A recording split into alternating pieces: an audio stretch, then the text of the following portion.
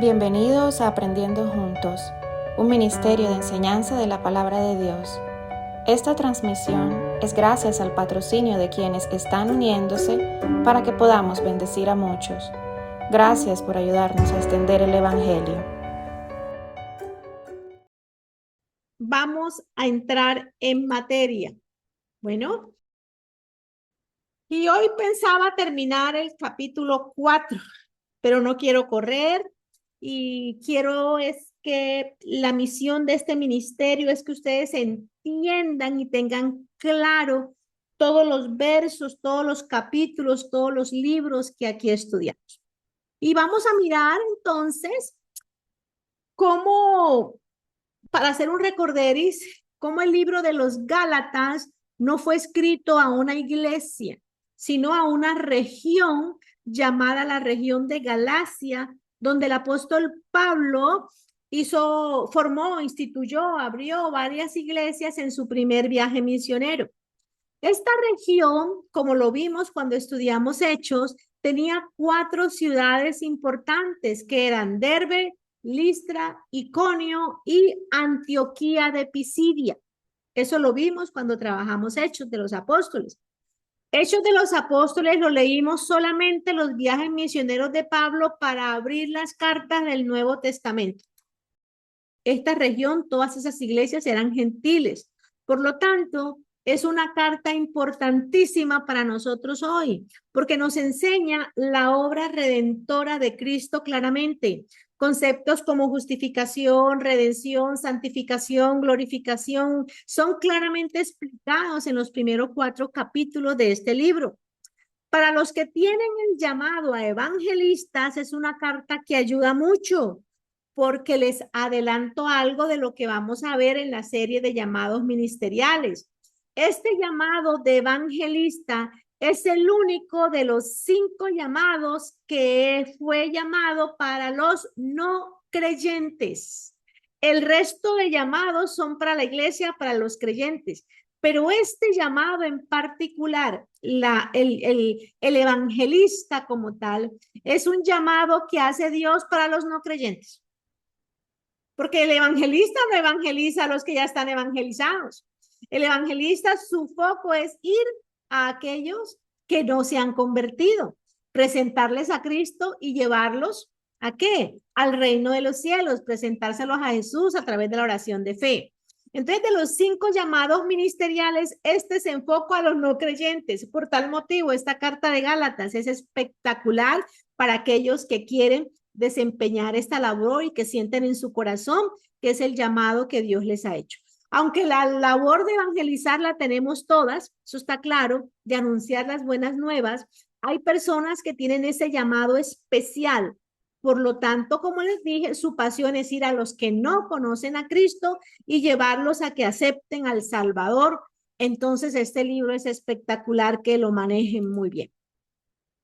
Pablo llega a esta zona y empieza a compartir el evangelio y se crean estas iglesias con gentiles que ahora reconocen la obra de salvación de Jesucristo en la cruz.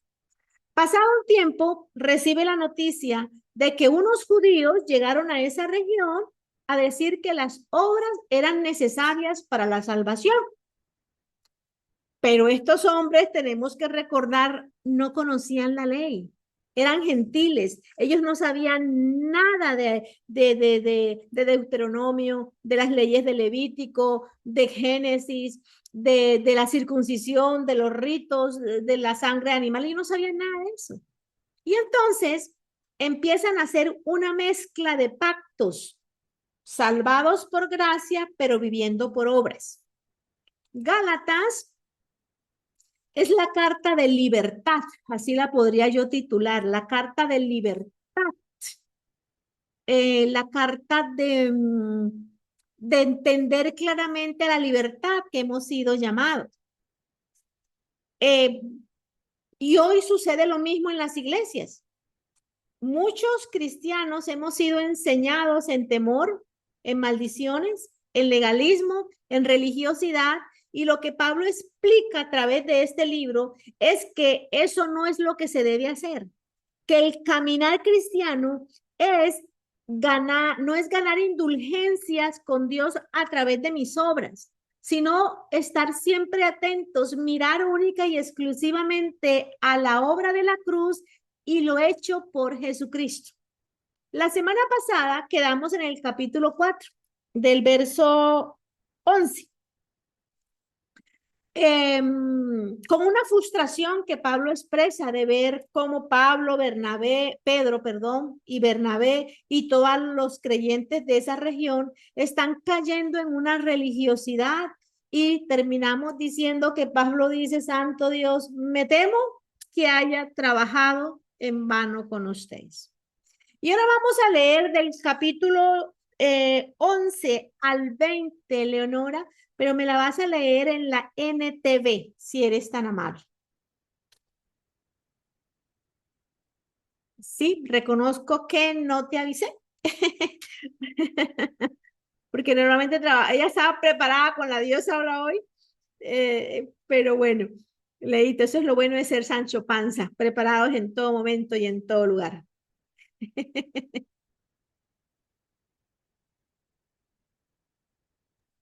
Así es, sí, señora. Como los Boy Scouts, siempre listos. Bueno, vamos a NTV, Nueva Traducción Viviente. Entonces vamos a leer capítulo 4 a partir del versículo 12. La semana pasada terminamos 11, arranquemos del 11 al retomamos 20. el 11. Ujú. Bien, sí, señora. Entonces leemos la palabra de Dios en el nombre del Padre, del Hijo y del Espíritu Santo. Damos inicio a la primera lectura. Versículo 11. Temo por ustedes, quizá todo el arduo trabajo que hice entre ustedes fue en vano. Amados hermanos, les ruego que vivan como yo, libres de esas cosas, pues yo llegué a ser como ustedes, los gentiles, libre de esas leyes. Ustedes no me trataron mal cuando les prediqué por primera vez. Sin duda, recordarán que yo estaba enfermo la primera vez que les llevé la buena noticia. Aunque mi condición los tentaba a no aceptarme, ustedes no me despreciaron ni me rechazaron. Todo lo contrario, me recibieron y me cuidaron, como si yo fuera un ángel de Dios o incluso el mismo Cristo Jesús. ¿Dónde ha ido a parar el espíritu de alegría y de gratitud que antes tenían?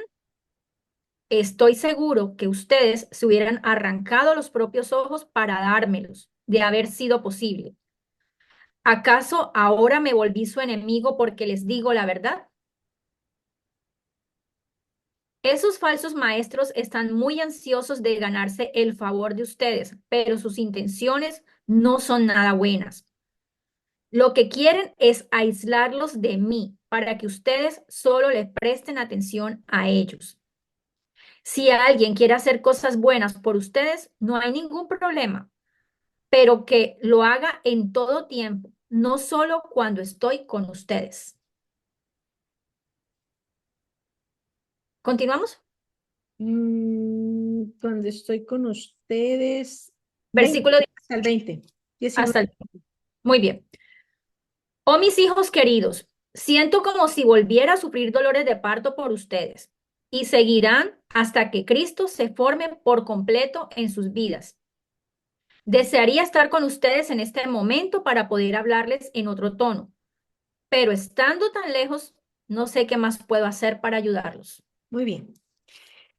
En el verso 12, Pablo, al decirles vivan como yo, lo que quiere es decirles: vean, yo siendo judío de nacimiento, y que caminé estrictamente bajo la ley, fui libre de ella. ¿Cuándo fui libre de ella? Cuando conocí al Cristo que yo les presenté y todo lo que Él hizo por mí.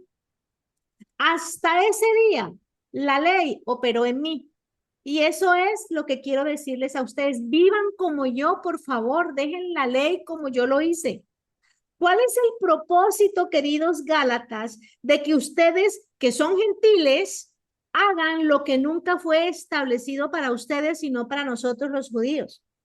Si yo, siendo judío, me liberé de eso, porque ustedes quieren sujetarse a algo que nunca fue diseñado ni mandado para ustedes. ¿De cuándo acá ustedes tienen que guardar unas fiestas que estaban establecidas para el pueblo judío? ¿De cuándo acá ustedes, mujeres, tienen que taparse el cabello que estaba establecido para las mujeres judías? ¿De cuándo acá ustedes, judíos, tienen que celebrar ciertas fiestas? Ustedes, no judíos, tienen que celebrar ciertas fiestas, si eso no fue creado para ustedes. Si vamos a empezar a respetar a la ley, tenemos que pensar que la ley no fue para ustedes. O sea que desde ya la están fallando. Porque nada de lo que están haciendo fue escrito para ustedes, fue escrito para nosotros los judíos. Pero cuando yo conocí a ese Cristo allá, cuando Él me habló de la libertad en Él, yo fui libre de esa ley. Y es lo mismo que les estoy predicando a ustedes. Sean libres, vivan como yo.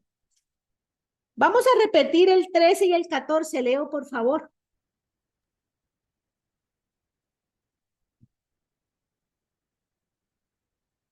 Sin duda, recordarán que yo estaba enfermo la primera vez que les llevé la buena noticia. Aunque mi condición los tentaba a no aceptarme, ustedes no me despreciaron ni me rechazaron. Todo lo contrario, me recibieron y me cuidaron, como si yo fuera un ángel de Dios o incluso el mismo Cristo Jesús.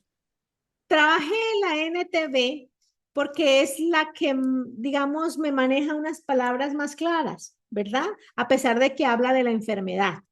Y llegamos a unos pasajes tan mal entendidos, porque al leerlos, la conclusión que saca el cuerpo de Cristo, el 80% del cuerpo de Cristo es que Pablo tenía una enfermedad. Y díganme si no lo han oído cuando leen este verso. Pablo estaba enfermo. Y vamos hoy por fin, hoy 15 de octubre del 2024, a que ustedes mismos con sus propios ojos vean que eso no es cierto. La palabra enfermedad, eso sí quiero que lo anoten, la palabra enfermedad, que es lo que la mayoría de las versiones dicen, en el griego significa dolencia. Dolencia. Entonces vamos a cambiar la palabra enfermedad por dolencia. Y lo que Pablo entonces está diciendo es, recuerden Gálatas, que la primera vez que yo les prediqué las buenas noticias, yo tenía una dolencia por algo que había pasado. Y lo que estuvieron aquí en la enseñanza de Hechos y en los viajes misioneros del apóstol Pablo, nunca jamás leímos que en el primer viaje misionero de Pablo, él estuviera enfermo. Nunca lo leímos.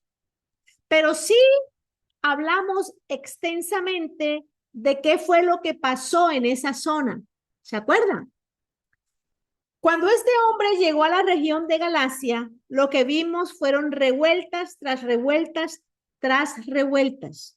Pablo llega a la primera ciudad y la revuelta fue grande, grande, grande, grande, al punto que le tocó irse a la siguiente ciudad rápido. Allí también ocurrió lo mismo, revuelta, revuelta, revuelta, por lo que salió a Iconio y huyó hasta Listra posteriormente porque pasaba lo mismo. Hasta ahí, hasta Listra, también llegó lo que podíamos llamar la mafia judía para hacerle que una revuelta más fuerte. Y dice la palabra que lo apedrearon hasta tal punto que lo dieron por muerto. ¿Se acuerdan de eso que leímos? Lo dieron por muerto. Entonces vámonos a Hechos, Leo, para que todos, en honor a los nuevos, se acuerden de ese verso. Está en Hechos 14, 19. Las que estaban conmigo ya lo saben, pero de pronto las nuevas no. Vamos a mostrárselo. ¿Qué fue lo que pasó en esa zona? Acuérdense que son 4 ciudades importantes, se los dije al inicio. En esa zona no pasó sino revueltas y lo pueden leer en sus casas el capítulo 14. Dale, lee. ¿En qué versión se lo leo, pastora? La que usted considere. Muy bien. Si quiere la Dios habla hoy, arrancamos ahí con la Dios habla hoy.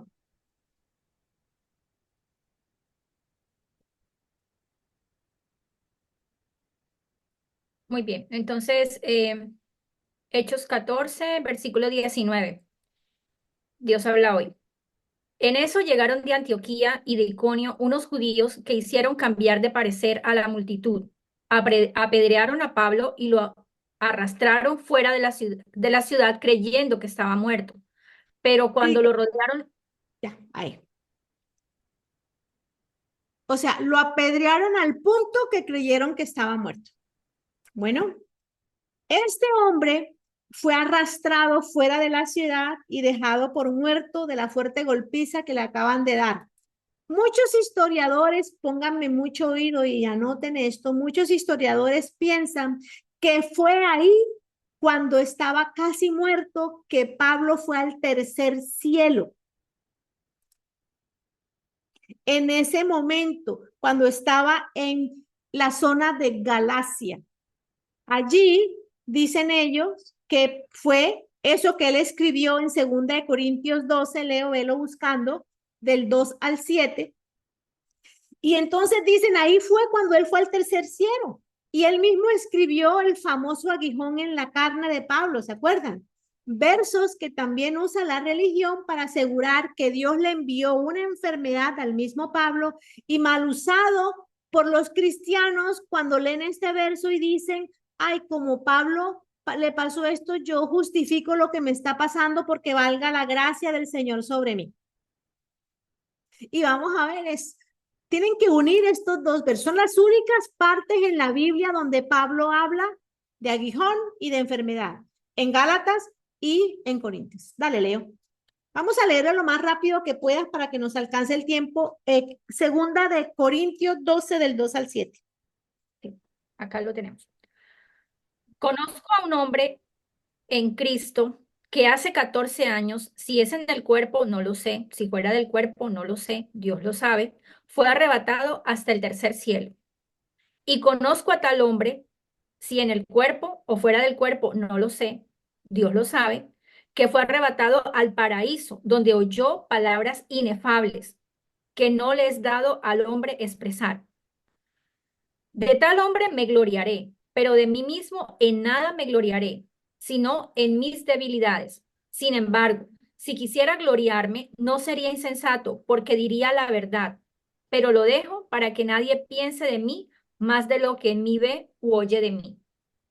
Y para que la grandeza de las revelaciones no me exaltase, medidamente me fue dado un aguijón en mi carne, un mensajero de Satanás que me abofeté para que no me enaltezca sobremanera. Muy bien. Primero, aquí dice 14 años. Y eso es bien importante, ese dato. Porque cuando escribió Segunda de Corintios, habían pasado más o menos 14 años desde que él estuvo en Galacia. Segundo punto, aquí claramente dice que a Pablo tenía asignado un mensajero de Satanás como un aguijón en su carne. No dice jamás que Dios le envió un mensajero en la carne. No dice Dios le mandó, porque la religión dice, no, es que Dios le mandó un aguijón para que Pablo no se exaltara. ¿Se recuerdan? Pero aquí no está diciendo eso. Aquí dice que el mensajero es Satanás. Yo nunca he sido apedreada y creo que ninguno de ustedes tampoco. Pero yo no sé qué es ser apedreado hasta el punto de la muerte. Y Pablo en esa región lo que ocurrió fue que fue apedreado al punto de la muerte y lo que hizo después es que lo rodearon sus hermanos y milagrosamente fue levantado, volvió a la ciudad y ¿qué hizo? Predicar, seguir predicando, se devolvió a las mismas ciudades donde habían hecho la revuelta, hizo lo mismo, predicar y dice la palabra que fue a confirmar a los hermanos anteriores. Si este hombre entonces fue casi dejado por muerto, ¿no creen ustedes que tenía dolencias en el cuerpo? De seguro que sí. Heridas, quizás sangraba mucho, etcétera. Por eso le dice a los Gálatas, hey, acuérdense, recuerden que cuando fui a ustedes, tenía muchas dolencias en mi cuerpo y aunque mi condición no los tentaba a aceptarme, ¿por qué no me querían aceptar? Porque yo donde llegaba venían los problemas detrás de mí. Así de sencillo, por eso no me querían aceptar en sus casas. Y aún a pesar de eso me aceptaron, aún a pesar de eso me recibieron con tanto amor. A pesar de todo eso, no me rechazaron. Al contrario, me atendieron, me cuidaron. ¿Mm? ¿Y qué pasó, Gálatas, con esa alegría que tenían ustedes en aquella época cuando yo fui a predicarles, me cuidaron y me favorecieron? ¿Qué pasó con eso? Al punto tanto me favorecieron y me atendieron que si hubieran podido sacarse sus propios ojos para dármelos a mí, lo hubieran hecho. Y aquí también, gente que no conoce la palabra, sin unir los punticos de un libro a otro, dicen que Pablo tenía una infección en los ojos. Exactamente, Ana Milena. En los ojos. En los ojos. O quién sabe qué otra enfermedad en los ojos, y por eso los de Galacia, ay, tan buenos que eran los de Galacia y tanto que lo amaban a Pablo, que si hubieran sacado los ojos y se los hubieran dado al apóstol Pablo. Cuando estamos viendo que era al revés, en Galacia él tuvo todos los problemas más grandes que pudo tener en sus viajes misioneros, los más fuertes, ocurrieron en esa zona. Y ahora, años después, le están dando la espalda a la enseñanza de Pablo. Y Pablo les está diciendo, pero si ustedes me amaron, me cuidaron, ustedes se dieron cuenta con cómo fían de ustedes a predicarle, y ahora le están dando la espalda a lo que yo les enseñé. Esto fue una expresión, yo quiero quitarme los ojos para dárselos a ti. Como lo dijo en el verso 19, ay, mis queridos hijitos, siento como si volviera a sufrir dolores de parto por ustedes. Y yo le pregunto, ¿conocía el apóstol Pablo lo que eran dolores de parto? Y ahora él dice, yo vuelvo a sufrir. Entonces podríamos interpretar, ay, Pablo tuvo un hijito. Porque como volvió a sufrir dolores de parto, ¿sí me están entendiendo? Toman una pequeña frase de la Biblia y la convierten en una doctrina. La famosa doctrina de que Dios enferma o Dios sana. Sea bendito como Job el nombre del Señor, ¿verdad? Y aquí la Biblia no me está diciendo esto. Aquí la Biblia me está mostrando, nosotros como sí sabemos porque hemos leído libro por libro, verso por verso, capítulo por capítulo, sabemos que los Gálatas no eran los más amorosos que hubieran dicho, me saco los ojos para dártelo, Pablo. Es como si un padre o una madre, y creo que todos aquí somos padres, ve a un hijo sufriendo, ¿qué piensa o qué dice? Ojalá yo pudiera llevar el dolor de mi hijo. Si yo pudiera cargar la enfermedad de mi hijo para que mi hijo no tenga que llevarlo a un hospital, sino ser yo la que lo estuviera viviendo. Es una expresión de dolor, de cuando yo tengo tanto amor por alguien que quisiera que lo que le esté pasando a eso me pasara a mí. Lo que Pablo está haciendo acá es recordarles lo que él pasó, lo que él vivió para llevarles el evangelio a esa zona. Y como ellos lo querían tanto al punto que dicen que ojalá pudiesen quitarse los ojos para dárselos a él, eso no significa que Pablo tuviera una enfermedad. No hay ninguna otra referencia en las escrituras que habla de que Pablo estuviera enfermo. Pero sí hay muchas referencias en la escritura que cuando él, por ejemplo, cuando iba de camino a Roma y su barco naufragó, él sanó a muchas personas. Impuso manos y daba sanidad. Imponía manos y se levantaban los enfermos.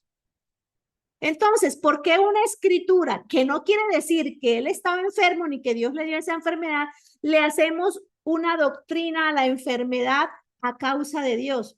Falso, completamente falso.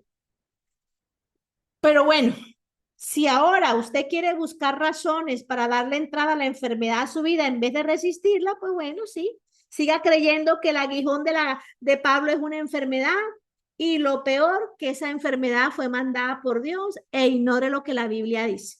Siga creyendo que en Galacia Pablo estaba enfermo de los ojos y así murió, porque A pesar de que oró 3 veces a Dios para que se la quitara, Dios le dijo, no, sufre, Pablo, bástate mi gracia. Bástate mi gracia, Pablo. Sigue así. Sigue sufriendo con la enfermedad que tienes porque mi gracia, bástate mi gracia. No, ignore lo que dice la palabra. Lo que Dios le dijo a Pablo cuando Pablo, y como nos pasa a nosotros, cuando nosotros predicamos el evangelio, ¿qué nos pasa? Persecuciones, afrentas, angustias, necesidades o no. ¿Quién de los que predicamos el evangelio aquí dice, ay, qué rico? Imagínate que me paré allá en Dubái a hablar de Jesús y me daban unos besos, más me invitaron hasta a comer a sus casas. ¿Quién que va a África y dice, no, esto es un lujo? Ustedes no se imaginan venir a predicar aquí el lujo que es. Estoy en hotel 5 estrellas, desayuno, almuerzo, comida.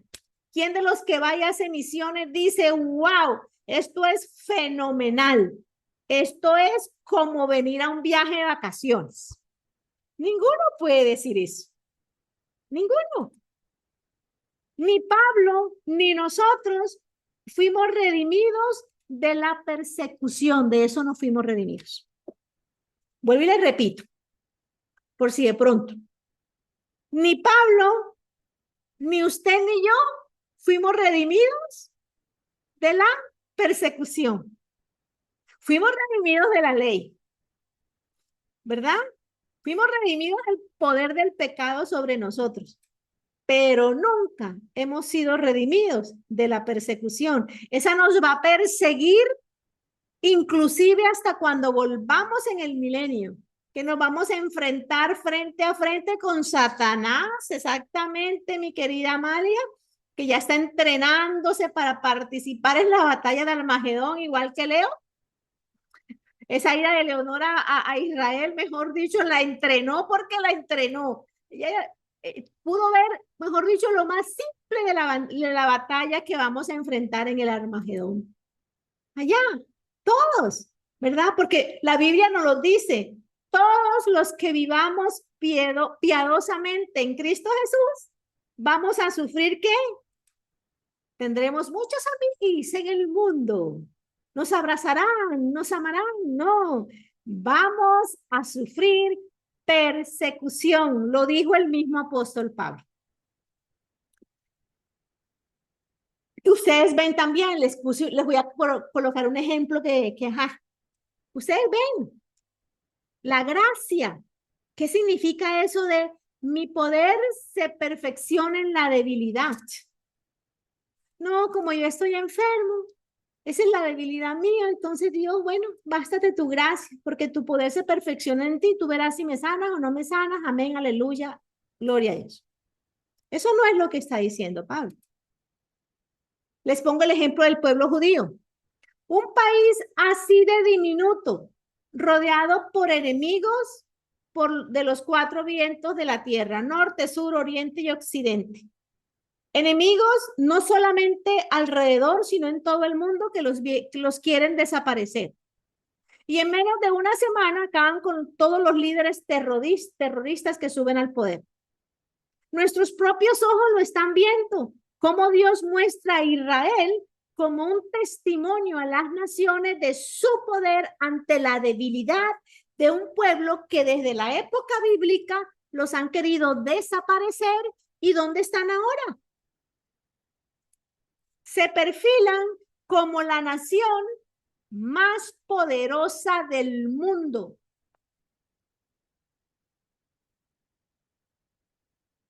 Más poderosa del mundo. Ustedes recuerdan en el 2020, el presidente Benjamín Netanyahu dio un espectáculo de discurso. Y yo se los puse en el Facebook hace 4 años. Y aquí se los voy a leer para que ustedes vean esta bellezura. Netanyahu dijo lo siguiente: En ese momento estaban cumpliendo 70 años. Hace solo 70 años los judíos fueron llevados al matadero como ovejas. Hace 60 años no teníamos país ni ningún ejército. 7 países árabes declararon la guerra a nuestro pequeño estado judío. Apenas unas horas después de su creación, nosotros éramos solo 650 judíos contra el resto del mundo árabe. Ningún ejército de defensa de Israel existía, ninguna fuerza aérea de gran alcance, solo personas valientes sin ningún lugar a donde ir que decidieron, mujeres, hombres y niños, tomar palos, tomar lo que encontramos para defender nuestra permanencia, para defender el seguir vivos.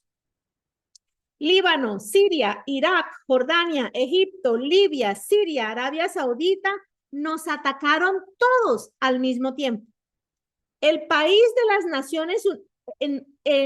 Naciones Unidas, no, vuelvo y repito. El país que las Naciones Unidas nos dieron era 65% desierto y piedra. El país estaba en medio de la nada, no había nada. Hace 35 años luchamos contra los 3 ejércitos más poderosos del Oriente Medio y los vecinos. Y los vencimos, perdón, estoy leyendo tan mal, perdónenme. Y los vencimos en solo 6 días. Nosotros luchamos contra varias coaliciones de países árabes que poseen los ejércitos modernos y muchas más armas y siempre los hemos derrotado. Hoy tenemos 2 puntos. Un país, un ejército, una poderosa fuerza aérea, una economía de estado de la técnica que exporta millones y millones y millones de dólares a otros países. Somos dueños de Intel, de Microsoft, de IBM, desarrollamos productos en casa, en nuestra propia casa, porque ni siquiera nos quieren vender. Nuestros médicos reciben premios por investigaciones médicas. 129 médicos tienen el premio Nobel que son judíos. Hemos hecho el desierto florecer y vendemos naranjas, flores y vegetales a todo el mundo. Israel envió sus propios satélites al espacio. 3 satélites al mismo tiempo. Estamos orgullosos de estar en el mismo ranking que Estados Unidos, que tiene 250 millones de habitantes. Estamos en el mismo ranking que Rusia, que tiene 200 millones de habitantes, de China, que tiene 1.300 millones de habitantes, Europa, Francia, Gran Bretaña, Alemania, con 350 millones de habitantes. Uno de los pocos países que ha enviado objetos al espacio hemos sido nosotros.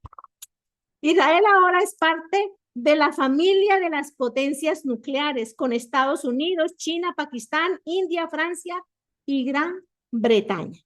Nunca se dijo oficialmente, pero todos lo saben, que solo hace 60 años fuimos llevados avergonzados sin esperanza para morir en el desierto. Nosotros partimos de las ruinas humeantes de Europa para ganar nuestra guerra aquí con menos que nada. Nosotros construimos nuestro pequeño imperio de la nada. ¿Quién es Hamás para asustarnos? Usted me hace reír, Hamás. La Pascua fue celebrada. No olvidemos lo que la Pascua trata. Nosotros sobrevivimos a Faraón. Se habla de Egipto, pero sí se sigue hablando de Israel. Nosotros sobrevivimos de los griegos. ¿Se habla de Alejandro Magno?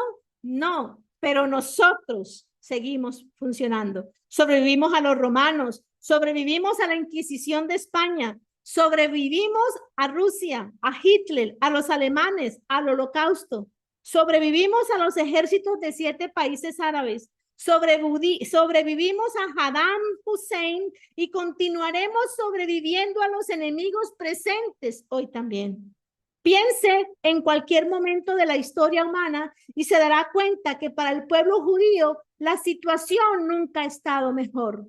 Entonces, vamos a enfrentar al mundo si es necesario. Recuerde, Todas las naciones o culturas que una vez intentaron destruirnos ya no existen hoy, mientras nosotros seguimos vivos.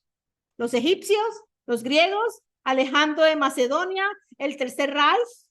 Ay, no me hagan reír. Y mírenos a nosotros aquí parados, la nación de la Biblia, los esclavos de Egipto, y todavía estamos aquí y hablamos el mismo idioma desde la Biblia hasta ahora. Los árabes no lo saben, pero deben aprender que hay un Dios y no es su Dios. Y mientras conservemos nuestra identidad como hijos de Abraham, Isaac y Jacob, sobreviviremos. Entonces, perdónanos por no preocuparnos ni llorar y tampoco tener miedo. Solo lloramos nuestras muertes, mientras otros se regocijan y nos ven sufrir cuando se derrama la sangre de un judío. Es por eso que vamos a luchar y vamos a vencer hasta el final. Y él termina ese discurso diciendo, levanto mis ojos a los montes y pregunto, ¿de dónde vendrá mi socorro? Mi socorro vendrá de mi Señor, el Creador de los cielos y de la tierra. Ese fue el espectáculo que él habló, ¿verdad? Entonces, ¿qué significa? ¿Qué significa entonces? Que la gracia, que Dios se glorifica en la debilidad. Eso. Que el mundo entero está viendo un pueblo débil. Es que cómo ante nuestros ojos está, ¿cómo es posible que algo así de diminuto le gane a las potencias del mundo? ¿Cómo es posible? Para que el mundo sepa que solo es Dios, el Dios de los judíos, que es nuestro Dios también. ¿Qué significa entonces? No te preocupes, Pablo, que mi poder se perfecciona en tu debilidad. Significa eso. No te preocupes, Pablo. No te preocupes. ¿Sabes por qué? Después de que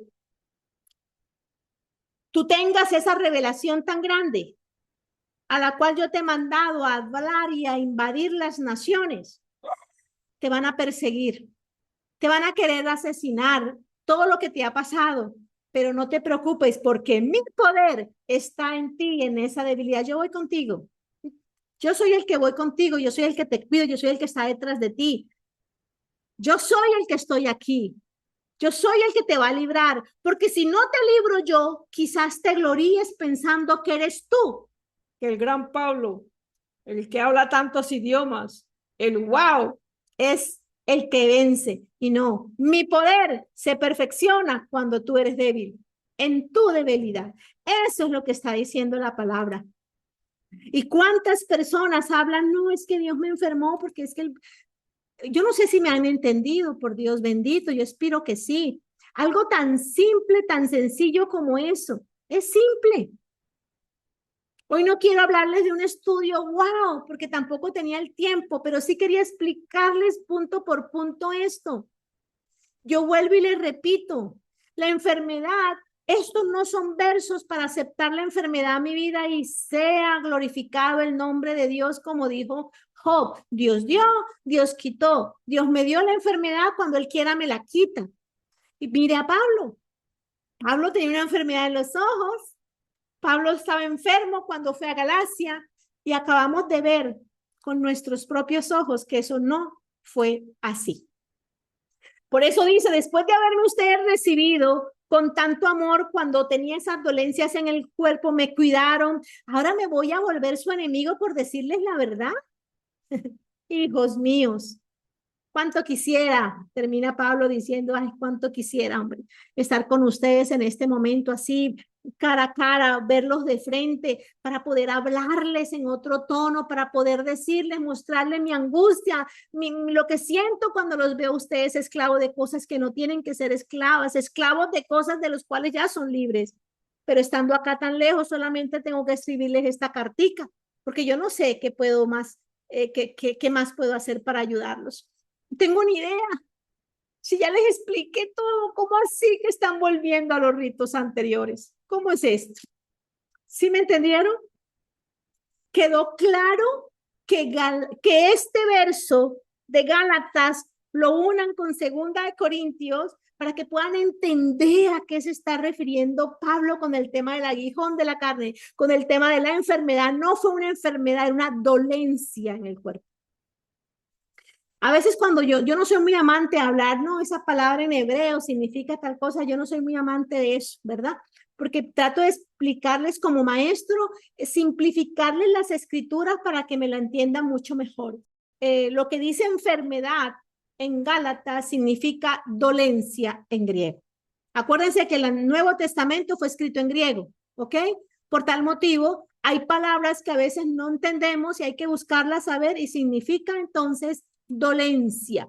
Y luego entonces termina este verso, este capítulo, bueno, parte de este capítulo 4, diciendo: yo quiero estar con vosotros ahora mismo y cambiar este tono, pues estoy perplejo de lo que está sucediendo con ustedes. Yo voy a abrir los micrófonos para ver si me quedó entendido este tema. Y voy a terminar aquí lastimosamente porque quiero tocar el siguiente tema que viene de Agar y Sara con mucho cuidado, porque es un tema bastante enredado, pero que lo vamos a explicar lo más desmenuzadito posible para que usted pueda entender esa analogía que Pablo entonces está haciendo. Amén. Esperamos que hayas sido bendecido con esta enseñanza y te invitamos a que te suscribas. Bendiciones.